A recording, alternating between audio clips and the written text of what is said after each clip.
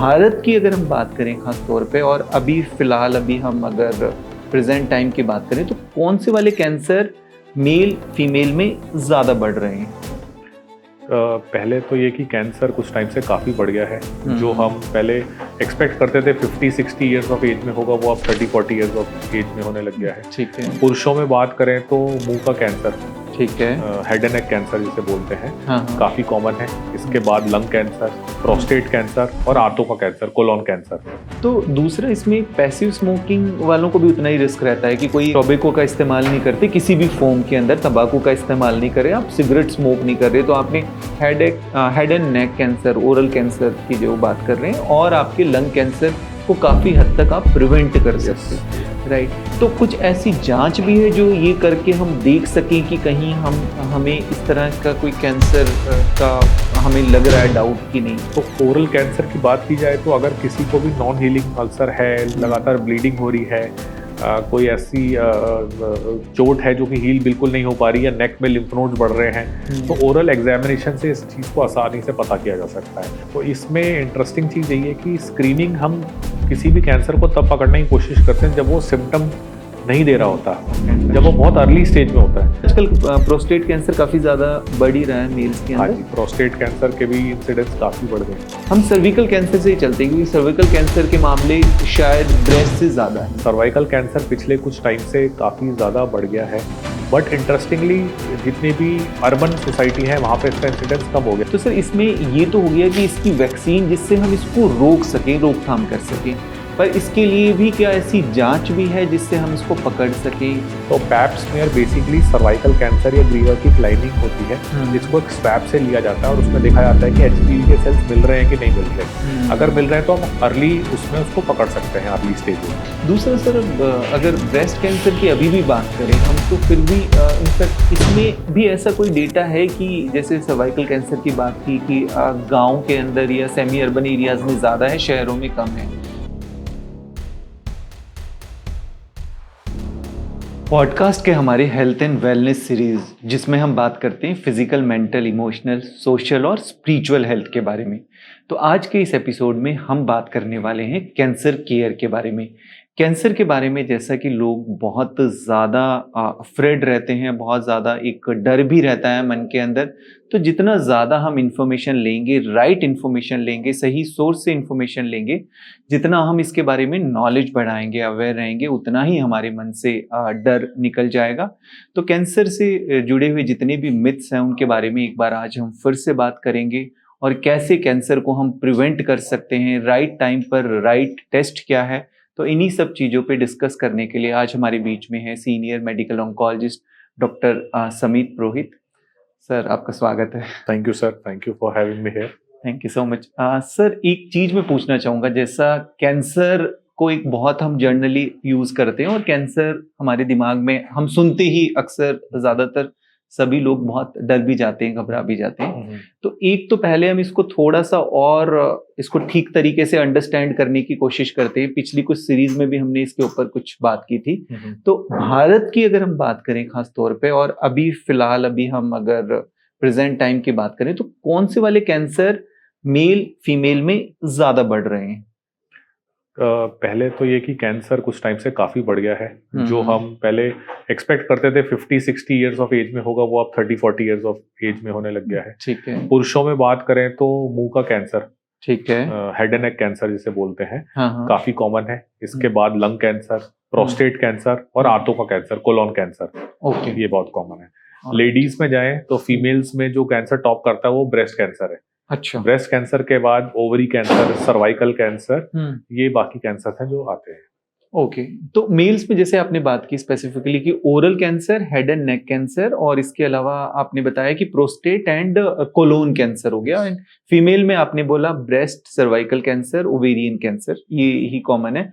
तो ये वाले जो कैंसर हैं ये क्या प्रिवेंटेबल हैं? मतलब इनको हम रोक सकते हैं? अगर सबसे ज्यादा कंट्रीब्यूट, मतलब कितना % कंट्रीब्यूट करते होंगे अगर ओवरऑल कंट्रीब्यूशन की बात करें कैंसर? तो काफी कैंसर ऐसे हैं जो प्रिवेंशन से काफी हद तक कंट्रोल किए जा सकते हैं। Head and neck cancer definitely इसमें एक ऐसा कैंसर है जिसको हम अच्छी हैबिट्स, अच्छे लाइफस्टाइल अच्छे डाइटरी हैबिट से कंट्रोल कर सकते हैं, प्रिवेंट कर सकते हैं। जो भी हम स्मोक या नॉन स्मोकिंग टबैको यूज करते हैं उसका अगर हम सेवन ना करें, मतलब हेड एंड नेक आपने बोला तो मुंह और गले का कैंसर। जी जी, ओके, हाँ, ठीक है। मुंह और गले के कैंसर को में ही हेड एंड नेक कैंसर आते हैं, जिसमें होंठ से लेके, जीवा से लेके, गम से लेके हर तरह का, ऊपर सॉफ्ट पैलेट का हर तरह का कैंसर आता है। तो इसको हम टबैको फ्री हैबिट से रह के काफी हद तक कंट्रोल कर सकते हैं। दूसरा, अच्छा ओरल हाइजीन मेंटेन करके भी इसको कंट्रोल किया जा सकता है। अच्छा, ठीक है। तो ये हो गया हेड एंड नेक का। इसके अलावा प्रिवेंशन की बात करें तो जैसा आपने बताया कि लंग कैंसर कैसे प्रिवेंट होगा? लंग कैंसर प्रेडोमिनेंटली 90% स्मोकिंग से होता है, तो स्मोकिंग को अगर कट किया जाए तो वो प्रिवेंट किया जाएगा। 10% कैंसर थोड़ा एनवायरमेंटल पोल्यूशन और इन सब भी होता है। तो हमारी रेगुलरिटी वैसी हो, हम रेगुलर एयर में ब्रीथ करने वाले हो, थोड़ा सा पोल्यूशन फ्री जगह पे रहना पसंद करें, तो जितना हद तक पॉसिबल हो। तो ये कुछ पॉसिबल वेज हैं, बट मेजॉरिटी क्योंकि स्मोकिंग से होता है, तो स्मोकिंग को अगर कर्टेल किया जाए तो ये प्रिवेंट किया जा सकता है। इंटरेस्टिंग ये भी है कि काफी स्मोकर जो काफी समय से स्मोक कर चुके हैं, वो भी अगर स्मोक 5 साल तक नहीं करते हैं तो उनका रिस्क फैक्टर नॉर्मल लोगों के जैसा ही हो जाता है। ओह, अच्छा, तो मतलब उनका वो भी रिस्क फ्री जोन में आ जाते हैं। Yes, the more they go away from the smoke free time, जितना स्मोक फ्री टाइम उनका बढ़ता जाएगा उतना उनका रिस्क नॉर्मल इंडिविजुअल की तरह होने लग जाएगा। ओके। तो दूसरा, इसमें पैसिव स्मोकिंग वालों को भी उतना ही रिस्क रहता है कि कोई एक स्मोक कर रहा है, जैसे फॉर एग्जांपल ऑफिस ब्रेक में आपने देखा होगा ज्यादातर लोग ऐसे बाहर कहीं जाते हैं, ऐसा कॉर्पोरेट में वो खड़े हैं बाहर स्मोक कर रहे हैं या कहीं पर भी, और उनके साथ और भी लोग खड़े हुए, तो वो उतना उनके लिए भी क्या प्रॉब्लम? डेफिनेटली पैसिव स्मोक बहुत हानिकारक है। पैसिव स्मोक क्योंकि वो आपके आसपास के फैमिली मेंबर्स, कलीग्स जो आपके एक्सपोजर में रहते हैं, आपने तो स्मोक किया थ्रू बड, सिगरेट बड से आपने तो फिल्टर आउट किया, बट जो उसके ऐश हैं, हाइड्रोकार्बन्स हैं, फ्लोरोकार्बन्स हैं, जो कार्बन मोनोऑक्साइड, अदर गैसेस हैं, जो पार्टिकल्स हैं, वो सारे आपके क्लोथिंग के थ्रू दूसरा आदमी इन्हेल करता है, and that is suppose to be more dangerous, specially उन लोगों के लिए जो घर जाते हैं और उनका एक्सपोजर फिर बच्चों के साथ रहता है। तो इसलिए बच्चों में जैसा देखा जाए लंग हैजर्ड्स बहुत ज्यादा कॉमन हो गए हैं।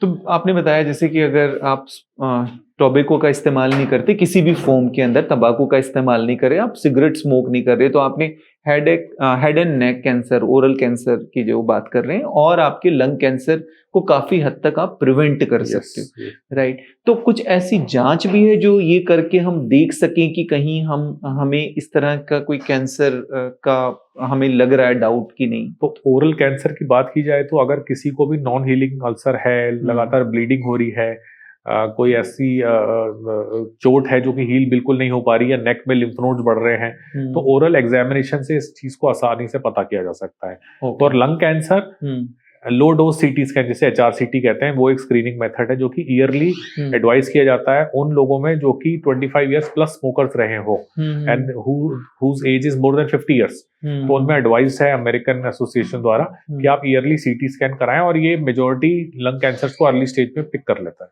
ओके, तो मतलब आपने बताया इसमें कि हम कैसे प्रिवेंट कर सकते हैं, एक तो कि भाई हो ही ना, ट्राई करें कि, तो उसमें कुछ लाइफस्टाइल मॉडिफिकेशन, जिसमें अगर आपने तंबाकू, सिगरेट, स्मोकिंग अगर बंद कर दी तो आप काफी हद तक उसको रोक सकते हैं, और अगर आप कर रहे हैं तो कुछ ऐसी स्क्रीनिंग है, कुछ जांच आप कराते रहें, जिसके अंदर आपने बोला कि ओरल एग्जामिनेशन हुआ, आप डेंटिस्ट या आपने ENT डॉक्टर के पास जाकर उसको स्क्रीन करा सकते हैं, या फिर एक आप छाती का, चेस्ट का एक लो डोज CT स्कैन आपने बताया।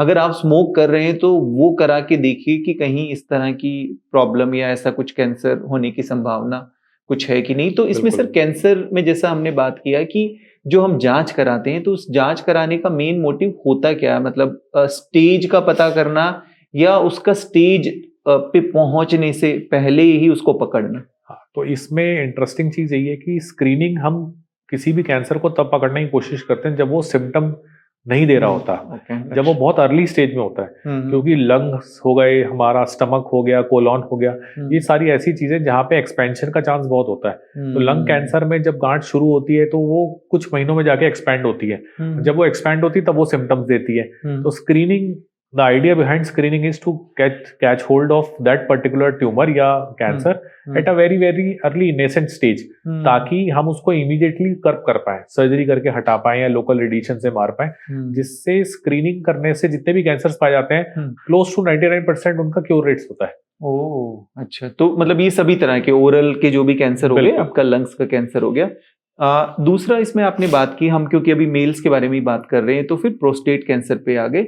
प्रोस्टेट ये भी आजकल प्रोस्टेट कैंसर काफी ज्यादा बढ़ ही रहा है मेल्स के अंदर। हाँ जी, प्रोस्टेट कैंसर के भी इंसिडेंस काफी बढ़ गए हैं पिछले कुछ टाइम से। बिल्कुल। प्रोस्टेट कैंसर एक हार्मोन डिपेंडेंट कैंसर है, तो यूजुअली ये 50 इयर्स के बाद ही प्रेजेंट करता है, और इसके सिम्टम्स यही होते हैं कि यूरिन में रुकावट होना, ड्रिबलिंग होना, बार बार रात को यूरिन आना या यूरिन के जरिए ब्लड आना, या फिर एडवांस स्टेजेस में ये सिस्टमिक सिम्टम्स दे देता है, जैसे वेट लॉस होना या कमर में कहीं पे दर्द होना।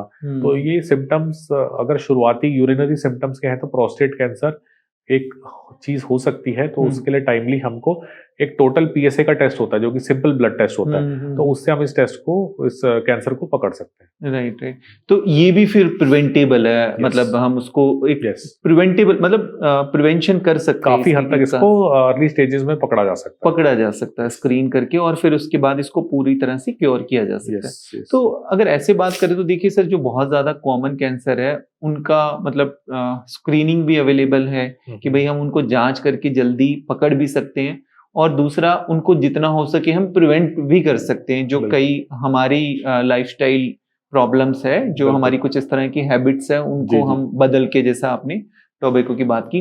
अब मेल के बाद सर हम फीमेल्स में चलते हैं। तो फीमेल में जैसा अभी हम सर्वाइकल अवेयरनेस मंथ भी बना रहे हैं, और उसके ऊपर वैसे गवर्नमेंट भी काफी ज्यादा काम कर रही है। अभी बजट के अंदर इस चीज का भी प्रावधान रखा है कि जो HPV वैक्सीन है वो भी अवेलेबल कराई जाए फ्री ऑफ कॉस्ट। तो हम सर्विकल कैंसर से ही चलते हैं, क्योंकि सर्विकल कैंसर के मामले शायद ब्रेस्ट से ज्यादा है। तो आप सर्वाइकल कैंसर प्रिवेंशन के बारे में कि कैसे उसको रोकथाम किया जा सकता है, या उसके लिए किस तरह की जांच उपलब्ध है? सर्वाइकल कैंसर, जिसे हम हिंदी में ग्रीवा का कैंसर भी कहते हैं, यूट्रस के मुंह को यानी बच्चेदानी के मुंह को बोलते हैं सर्विक्स।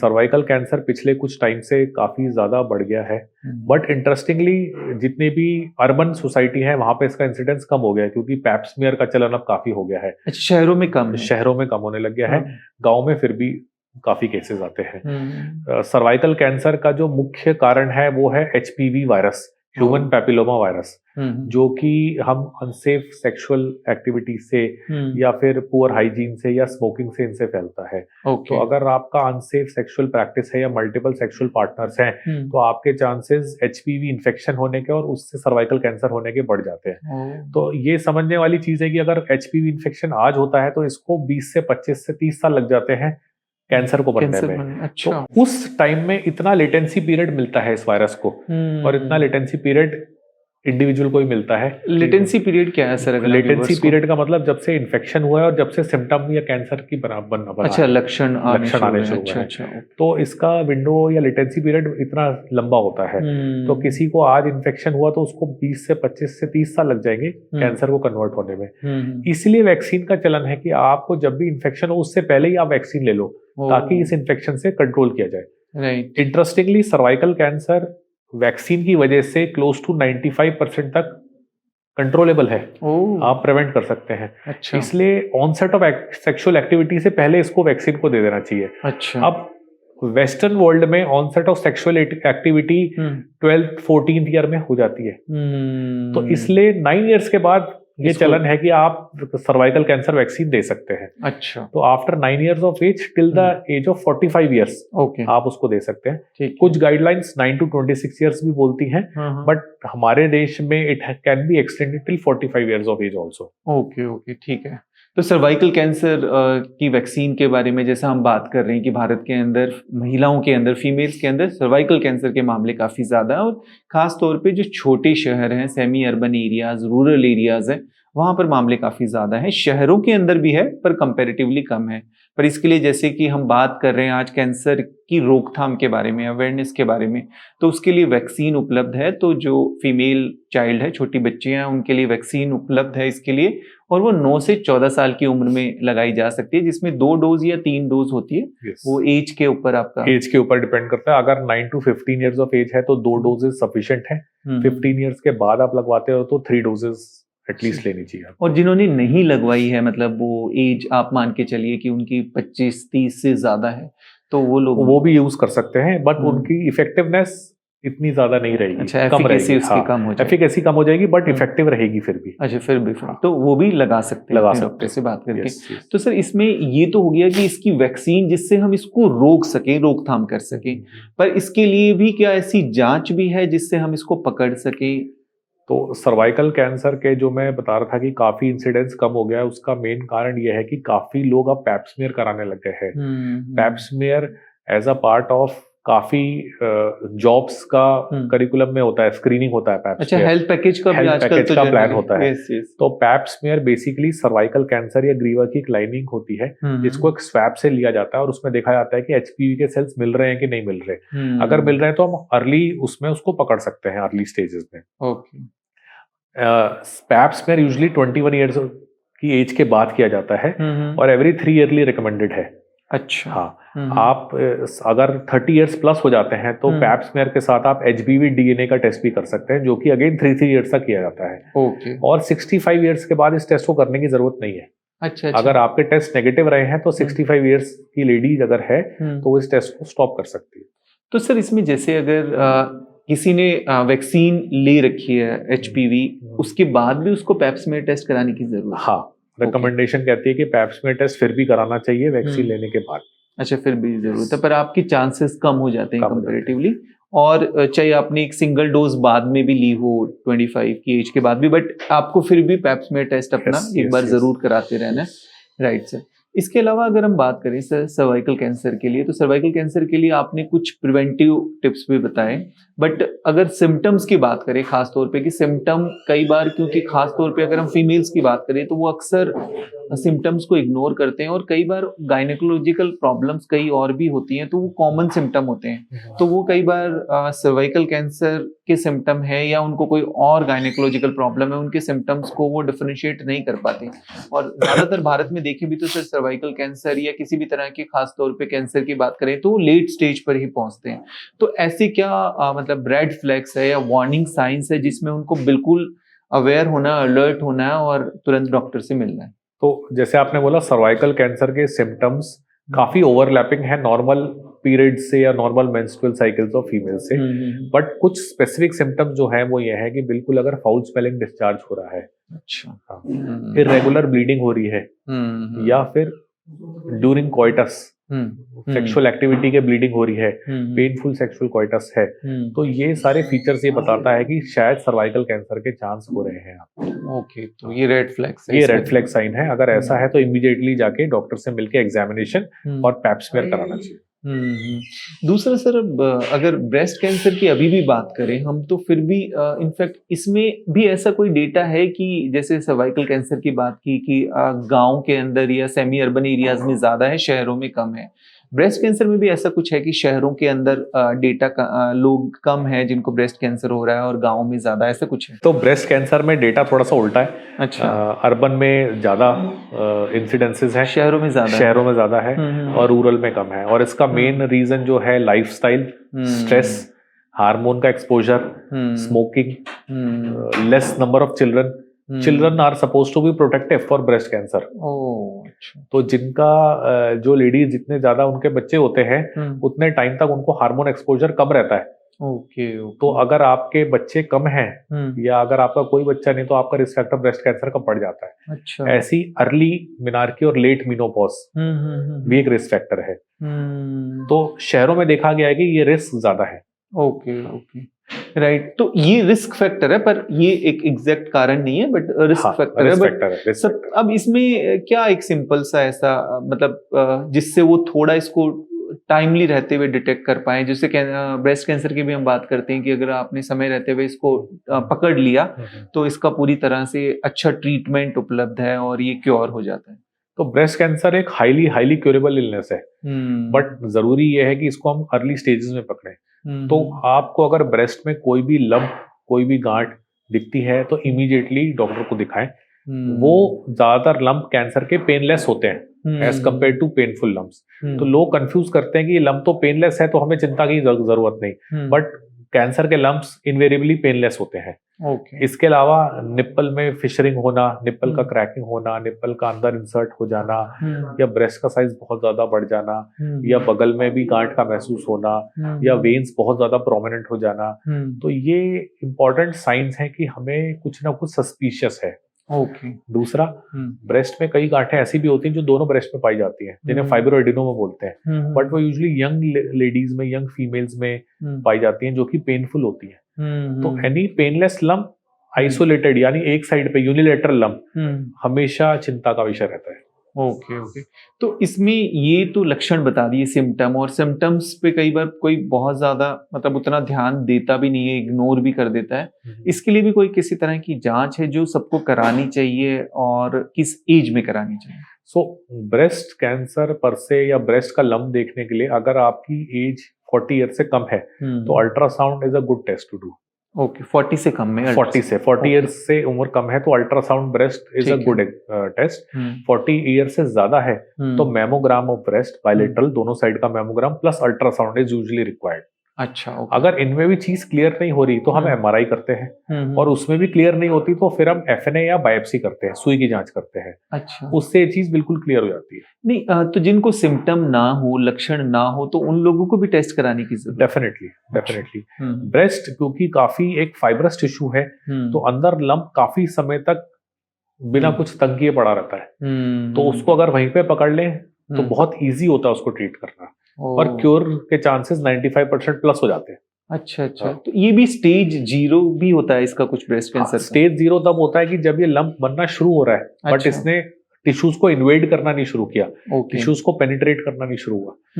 स्टेज 1 और स्टेज 2 में जो गांठ होती है वो ब्रेस्ट तक सीमित रहती है। स्टेज 3 में वो ब्रेस्ट से निकल के बगल में चली जाती है, जिन्हें लिम्फ नोड्स कहते हैं। लिम्फ नोड्स कोशिश करते हैं कि ब्रेस्ट की इस कैंसर को रोकें एज अ चेक पॉइंट। तो स्टेज 3 में वो रोकते हैं और साइज में बड़े होते जाते हैं। बट एक टाइम बाद जब तक वो नहीं रोक पाते तो फिर वो वहां से निकल के बाकी शरीर में चले जाते हैं, जिसे स्टेज 4 बोलते हैं। राइट। तो जो मेमोग्राफी आपने बताया है कि जो जांच है, जांच में अगर आपको कोई लक्षण नहीं है तब भी आप कराते हैं तो वो स्टेज 0 में भी आप उसको पकड़ सकते हैं? यस, बिल्कुल। तो स्टेज 0 अगर हमें पता लगता है कि वहां पर कुछ हमें लीजन लग रहा है तो उसमें किस तरह का ट्रीटमेंट होता है? अगर स्टेज 0 है तो एक स्टेज 0 में भी एक लंप पाया जा सकता है ब्रेस्ट में। अच्छा। अगर किसी के ब्रेस्ट में लंप है तो जरूरी नहीं कि वो स्टेज 1 और 2 हो गया, वो स्टेज 0 भी हो सकता है। बट उसने पेनिट्रेट करना नहीं शुरू किया है। तो उसमें भी सर्जरी करी जाती है, और उसके बाद सिंपल एक ओरल टैबलेट जो कि 4-5 साल के लिए लेनी होती है, हार्मोन की, वही ट्रीटमेंट होता है उसका। उसके बाद पेशेंट क्योर हो जाता है? बिल्कुल। राइट। तो इसमें ब्रेस्ट के साथ एक आपने जैसा बताया महिलाओं के अंदर ओवेरियन कैंसर भी काफी ज्यादा देखने को मिलता है, तो ओवेरियन कैंसर की क्या लक्षण है, या उसके लिए भी कोई किसी तरह की जांच उपलब्ध है जिससे हम उसको समय रहते हुए पकड़ सके? तो ओवेरियन कैंसर यूजुअली ओवरीज जो होती हैं यूट्रस से अटैच होती हैं, ट्यूब से, और वहां पे स्पेस काफी होता है एक्सपेंड करने का। तो इसलिए अर्ली स्टेज में जब भी ओवेरियन कैंसर होता है कोई सिम्टम्स नहीं आते। वो ओवरी से गांठ बनी, गांठ धीरे धीरे एक्सपैंड करने लगती है, पानी बनाने लगती है। पानी शुरुआत में पेल्विस में आता है, पेल्विस में ही जाता है। जब वो और बढ़ता है तब लोगों को सिम्टम्स स्टार्ट होते हैं। तो लेडीज आमतौर पे ओवेरियन कैंसर में स्टेज 3 में, स्टेज 4 में ही रिप्रेजेंट करती हैं। स्टेज 1 और 2 में बहुत इंसिडेंटल डिटेक्शन की, अल्ट्रासाउंड करा लिया, उसमें पता लग गया। यहीं पे स्क्रीनिंग का इंपॉर्टेंस आ जाती है कि अगर आप अर्ली स्टेज में जाएंगे तो आप जल्दी पकड़ लेंगे उसको।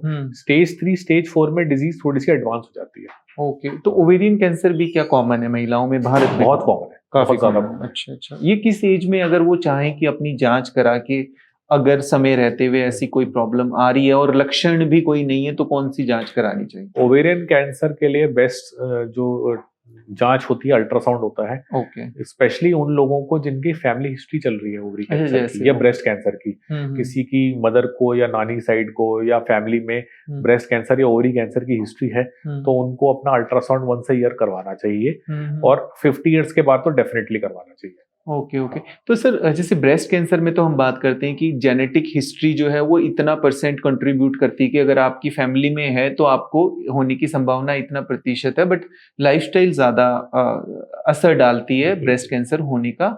तो ओवेरियन कैंसर में भी क्या लाइफस्टाइल का ज़्यादा कंट्रीब्यूशन है या जेनेटिक ही ज़्यादा होता है? नहीं, ओवेरियन कैंसर में लाइफस्टाइल का कंट्रीब्यूशन नहीं है। रिस्क फैक्टर्स ओवेरियन कैंसर के बहुत नॉन स्पेसिफिक हैं। अच्छा, हम पिन पॉइंट नहीं कर सकते कि ये रिस्क फैक्टर है, बट हाँ जेनेटिक 5 to 10% लोगों में होता है।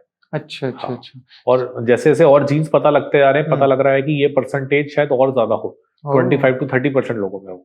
अच्छा अच्छा। नहीं तो जैसे आपने बताया कि ओवेरियन कैंसर भारत में काफी ज्यादा बढ़ रहे हैं, पर इसके लिए भी जैसे आप अपना अगर स्क्रीनिंग टेस्ट कराने जाते हैं, जांच कराने जाते हैं, तो अगर आप अल्ट्रासाउंड कराएंगे तो वो समय रहते हुए आप उसको डिटेक्ट कर सकते हैं और ये भी फिर क्योर हो जाता है। Yes yes yes. Ovary cancer भी हाईली क्योरेबल रहता है। ओके। जितना एडवांस स्टेज में हो उतना क्योर करना मुश्किल हो जाता है। ओवरी कैंसर को रिप्रेजेंट करता है ब्लड टेस्ट CA-125। अच्छा। तो CA-125, बट उसकी लिमिटेशन ये है कि अर्ली स्टेजेस 1 और 2 में CA-125 हार्डली 50% लोगों में बड़ा होता है। तो अगर किसी का CA-125 नॉर्मल है तो ये जरूरी नहीं कि उसको कैंसर नहीं हो। ओके। 50% ऐसा हो सकता है कि उसको कैंसर हो। ओके, पर अल्ट्रासाउंड में वो अर्ली स्टेज पे डिटेक्ट हो जाएगा। Okay okay, right sir. इसके अलावा सर एक और अगर हम कैंसर की बात करें, जैसे आपने कॉमन कैंसर की बात की, पर उसमें आपने लिवर या गॉल ब्लैडर के कैंसर की बात नहीं की, तो वो उतना क्या कॉमन भारत में नहीं है सर? नहीं, लिवर और गॉल ब्लैडर का कैंसर टॉप 5 कैंसर में नहीं आता। ओके। All over India. अगर नॉर्दर्न बेल्ट की बात करें, अराउंड गंगा बेल्ट की, तो उसमें गॉल ब्लैडर कैंसर काफी कॉमन है। And we commonly see gall bladder cancer in our clinics in northern part of India. But over across all over India बोला जाए तो यूजुअली टॉप 5 में नहीं आता, उसके नीचे आता है। Okay okay. और लिवर कैंसर भी? लिवर कैंसर के लिए भी अब बहुत सारी मोडालिटीज हैं जिसको हम देते हैं। लिवर ट्रांसप्लांट से लेके लिवर सर्जरी से लेके एडवांस स्टेजेस में इम्यूनोथेरेपी, अच्छा, ये सारे ऑप्शंस हैं। इसके अलावा इंटरवेंशन जिसमें टेस और टेयर को भी यूज करते हैं, तो ये भी ऑप्शंस अवेलेबल है। लिवर कैंसर और गॉल ब्लैडर कैंसर का कारण अगर बात करें तो वो क्या है सर, कॉमन कारण? तो लिवर कैंसर आमतौर पे या तो आपको हेपेटाइटिस की बीमारी रही हो, hepatitis B, hepatitis C, alcohol, शराब का इंटेक बहुत ज्यादा हो, जो कारण लिवर को फेल करते हैं वो सारे लिवर कैंसर के कारण है। जिसमें हेपेटाइटिस बी, हेपेटाइटिस सी हो गया, अल्कोहल हो गया, फिर आजकल फैटी लिवर बहुत कॉमन है, अनकंट्रोल्ड डायबिटीज बहुत कॉमन है। तो ये सारे जो पैरामीटर्स हैं, जो सारी चीजें हैं, वो लिवर कैंसर को बनाती हैं। गॉल ब्लैडर कैंसर का मुख्य कारण गॉल स्टोन्स है। अच्छा। 90% लोगों जिनको गॉल ब्लैडर कैंसर होता है उनको गॉल स्टोन्स होते हैं। इसका विपरीत सही नहीं है कि अगर लोगों को जिनको स्टोन्स है 90% चांस है कि कैंसर हो जाएगा, ऐसा नहीं है। बट हाँ, जिनको कैंसर होता है गॉल ब्लैडर कैंसर, 90% लोगों को गॉल स्टोन्स निकलते हैं जो कि इरिटेशन कर रहे होते हैं गॉल ब्लैडर में, और वो फिर कैंसर में कन्वर्ट हो जाता है। ओके, तो इसीलिए फिर गॉल ब्लैडर की सर्जरी एडवाइस की जाती है कि अगर आपको स्टोन है तो। इसमें आपने जो बात की लिवर कैंसर के बारे में खास तौर पे, जिसमें कई रीजन आपने बताया कि हेपेटाइटिस बी हो गया, हेपेटाइटिस सी हो गया, या फिर अगर आप शराब का सेवन बहुत ज्यादा करते हैं, इसके अलावा आपको फैटी लिवर जो कि आजकल बहुत ही कॉमन डिजीज है, तो ये सब कंट्रीब्यूट करते हैं लिवर कैंसर होने को। तो ये सब चीजें तो प्रिवेंट कर सकते हैं। तो हेपेटाइटिस बी और हेपेटाइटिस बी की खास तौर पे जैसे हम वैक्सीन की बात करते हैं, तो उससे क्या हम हेपेटाइटिस बी से होने वाले कैंसर को प्रिवेंट कर सकते हैं? Yes yes, hepatitis B vaccine again is very effective. वही 3 कोर्स का शॉट्स होता है उसमें, और वो भी मोर देन 90% प्रोटेक्शन देता है हेपेटाइटिस बी के लिए, जो कि इन टर्न लिवर कैंसर को बचाता है। Right right. तो जो जिनको हेपेटाइटिस बी या सी पॉजिटिव होता है, तो उनको क्या लिवर कैंसर होने उनको होता ही है पॉसिबिलिटी, या बढ़ जाती है? नहीं, उनको पॉसिबिलिटी या चांसेस बढ़ जाते हैं। अच्छा। ऐसा नहीं है कि अगर हेपेटाइटिस बी या सी है तो उनको डेफिनेटली लिवर कैंसर होगा। बट हाँ, लिवर खराब होना, लिवर में फाइब्रोसिस होना, सिरोसिस होना, क्रोनिक लिवर डिजीज होना, तो उसके बाद लिवर कैंसर आता है। ओके ओके, ठीक है। तो मतलब जो वैक्सीन की बात की, तो इसके अंदर वैक्सीन हेपेटाइटिस बी की सबको लेनी चाहिए, और अगर फीमेल्स में बात करें तो आपकी HPV की वैक्सीन उनको लेनी चाहिए। तो HPV की वैक्सीन क्या छोटे बच्चों में, मेल्स में भी दी जा सकती है? हाँ, तो HPV वैक्सीन कुछ टाइम से छोटे बच्चों में, मेल चाइल्ड में भी दी जाती है। अच्छा। ये बेसिकली पैपिलोमास के अगेंस्ट काम करती है, पैपिलोमा ग्रोथ को रोकती है। ओके। तो ये एनल कैंसर में हो गया, पिनाइल कैंसर में हो गया, तो इन सब में प्रिवेंटिव होती है, एनल वॉर्ड्स के अगेंस्ट प्रिवेंटिव होती है। तो अब सर्वाइकल कैंसर वैक्सीन जो है मेल या फीमेल बोथ सेक्सेस में अप्रूव्ड है, ये दी जाती है। है। ओके। तो वैसे जैसे हम स्क्रीनिंग की बात कर रहे हैं या जांच की, प्रिवेंशन की बात कर रहे हैं, वैक्सीन की बात कर रहे हैं, तो जैसे हम जांच कराते हैं तो हमारी प्रिवेंटिव हेल्थ चेकअप्स में क्या हमें हेपेटाइटिस बी और सी का टेस्ट भी कराना चाहिए? हाँ जी। ओके, ठीक है। तो अगर किसी का कई बार पॉजिटिव होता है तो फिर उसको viral markers should be included. All right, ये अपना प्रिवेंटिव हेल्थ चेकअप में आप करा सकते हैं। इसके अलावा अगर हम बात करें तो देखिए सर, गॉल ब्लैडर का जैसे कैंसर आपने बताया कि काफ़ी ज़्यादा बढ़ रहा है, और ख़ास तौर पे नॉर्दर्न इंडिया की अगर हम बात करें तो वहाँ पर इसके केसेस काफ़ी ज़्यादा देखने को मिलते हैं। इसमें भी अगर हम प्रिवेंशन की बात करें या स्क्रीनिंग की बात करें तो कोई ऐसी जांच उपलब्ध है जिसके ज़रिए हम इसको भी समय रहते हुए डिटेक्ट कर सकें, और अगर समय रहते हुए डिटेक्ट कर लिया गॉल ब्लैडर का कैंसर तो क्या वो ठीक तरीके से क्योर हो जाता है? तो गॉल ब्लैडर कैंसर के लिए अनफॉर्चुनेटली कोई स्क्रीनिंग टेस्ट अवेलेबल नहीं है। अच्छा। गॉल ब्लैडर कैंसर आमतौर पे एडवांस स्टेजेस में ही पता लगता है। सिर्फ 10-20% पेशेंट्स ऐसे होते हैं जिनमें ये अर्ली स्टेज में पता लग पाता है। बट एक प्लेन अल्ट्रासाउंड से आप गॉल ब्लैडर कैंसर को डिटेक्ट कर सकते हो। तो इसलिए ईयरली स्क्रीनिंग यूजुअली हेल्प करती है। अगर डिजीज इस बीच में उठी और बड़ी अग्रेसिव है तो it's tough, but yearly screening will help. काफी लोग ईयरली स्क्रीनिंग में ही पिक कर जाते हैं कि गॉल ब्लैडर में पॉलिप है या गॉल ब्लैडर की लाइनिंग में थिकनिंग है, माइल्ड स्टोन है, सर्जरी करी और फिर पता लगा गॉल ब्लैडर कैंसर था। तो ये लोग काफी हद तक ठीक हो जाते हैं। अच्छा। तो आपने जैसे सर पॉलिप की बात की, तो ऐसे तो कई बार जब अल्ट्रासाउंड वगैरह ऐसा चेकअप कराते तो सिस्ट हो गए, पॉलिप हो गए, खासतौर पे गॉल ब्लैडर पॉलिप काफी लोगों को दिखता है, या सिस्ट भी हो गया, तो इन लोगों को क्या ऐसी सावधानियां रखनी चाहिए? इसमें गॉल ब्लैडर पॉलिप या सिस्ट काफी कॉमन हो जाता है। इसमें कोई पैनिक करने वाली चीज नहीं है। बस ये है कि एक टाइमली फॉलोअप लेके एक रीस्कैन करके थोड़े टाइम बाद देख लेना चाहिए। अच्छा। 3 से 6 महीने बाद दोबारा स्कैन करके देख लिया अल्ट्रासाउंड की पॉलिप का साइज सेम है कि नहीं है, वो बड़ा तो नहीं है। तो ये इंपॉर्टेंट है। बाकी पॉलिप से ऐसे चिंता वाली कोई चीज नहीं है। ओके, मतलब उसका रेगुलर बेस पे एटलीस्ट 6 मंथ के फॉलोअप करते रहे, ये करते रहे। नहीं, बिल्कुल ठीक है। इसमें एक चीज और सर मैं आपसे पूछना चाहूंगा, खासतौर पे कि कुछ ऐसे भी कैंसर हैं कि जिनको लेकर कोई ज्यादा घबराने वाली बात नहीं होती, या ज्यादा उनको लेकर कोई हम लोगों को स्ट्रेसफुल होने की जरूरत नहीं, अगर ऐसे डिटेक्ट होते हैं। जैसे अभी पिछले कुछ टाइम पहले कुछ ऐसे कैंसर्स देखे, जैसे कि स्पाइन के अंदर भी कुछ कैंसर्स या कुछ ट्यूमर होते हैं, या जैसे सुना है कि टेस्टिकुलर कैंसर होता है तो वो भी पूरी तरह से ठीक हो जाता है, थायराइड कैंसर भी। तो ऐसे किस तरह के कैंसर है, अगर ऐसे कुछ हमें डिटेक्ट होते हैं तो उनका बहुत अच्छा ट्रीटमेंट उपलब्ध है?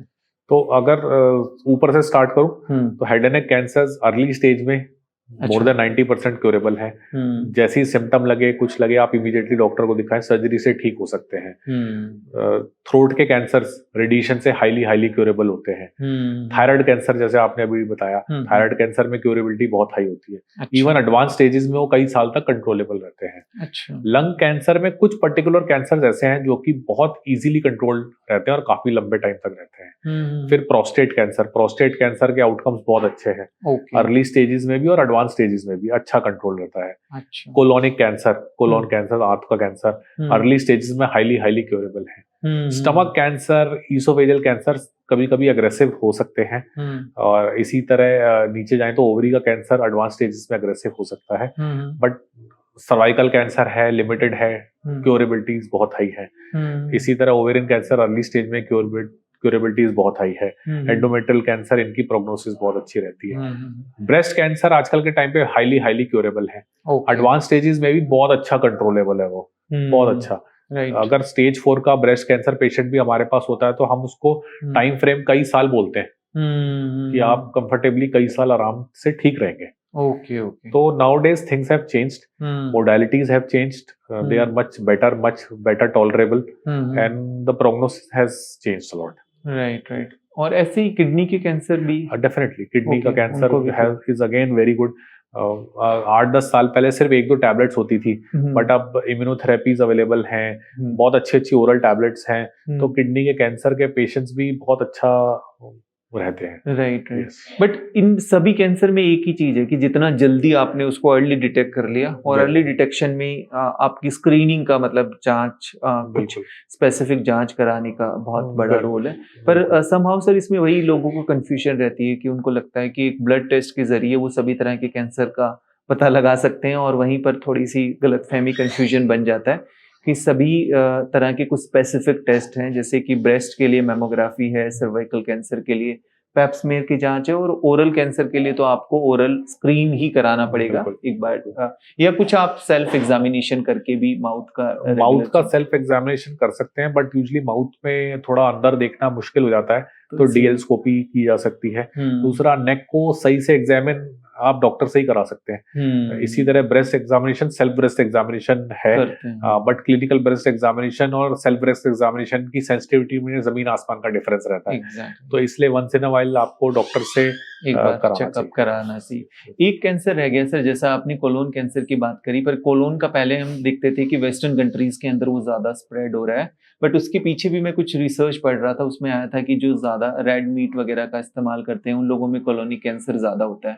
तो भारत में इसका रीजन क्या है सर इंक्रीज होने का? भारत में रीजन जो है ओबेसिटी है, अच्छा, डाइटरी चेंजेस हैं, इंक्रीज इन डायबिटीज है। डाइटरी चेंजेस किस तरह के सर? फैटी डाइट, अच्छा, सेडेंटरी लाइफस्टाइल, हाँ तो ये कोलोनिक कैंसर को काफी इंक्रीज करते हैं। ओके। हमारा जितना सेडेंटरी लाइफस्टाइल होगा, जितना डाइट में स्पाइसेस ज्यादा होंगे, जितना जंक फूड ज्यादा होगा, उतना हमारे कोलोनिक कैंसर को चांसेस बढ़ जाएंगे। Okay okay.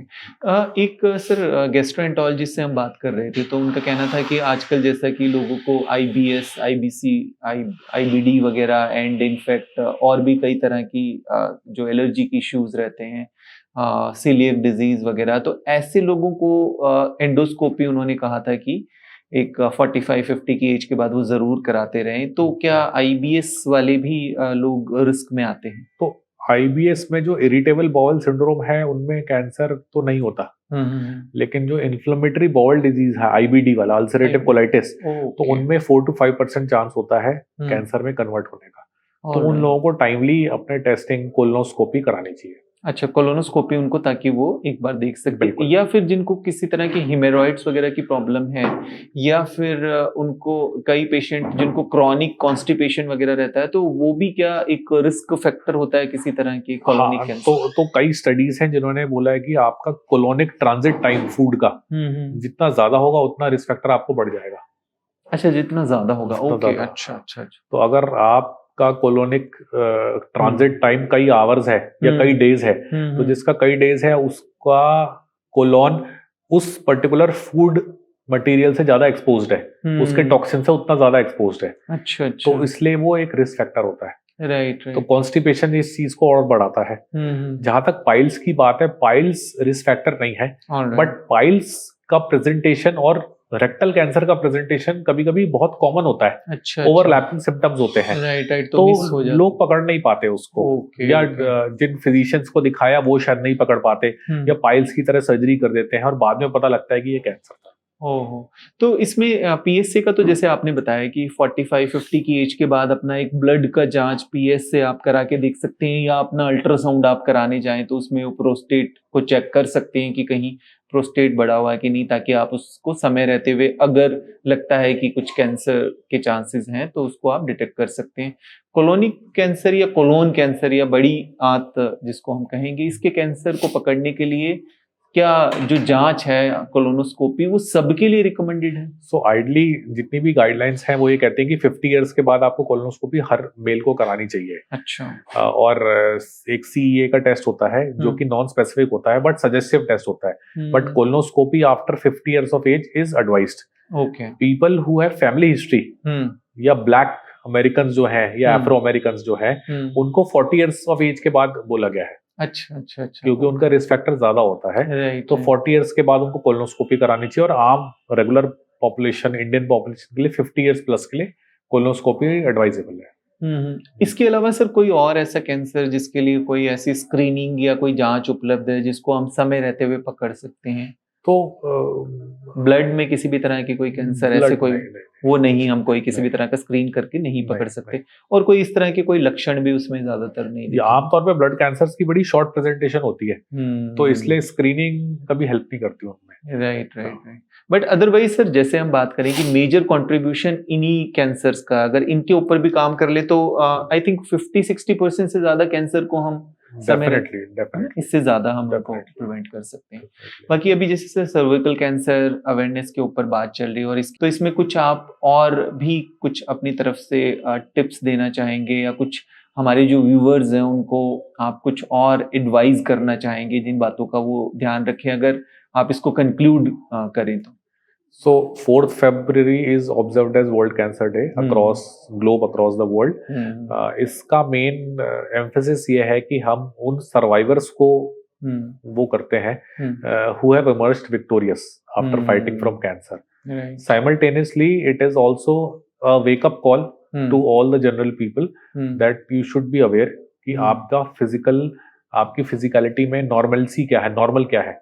अगर आपको अपने रेगुलर से कुछ भी डिफरेंट लग रहा है तो आपको इमीडिएटली अपने थरो टेस्ट कराने चाहिए। कितनी टाइम के लिए रेगुलर से डिफरेंशिएट, मतलब 2-4 दिन, 5 दिन, हफ्ता?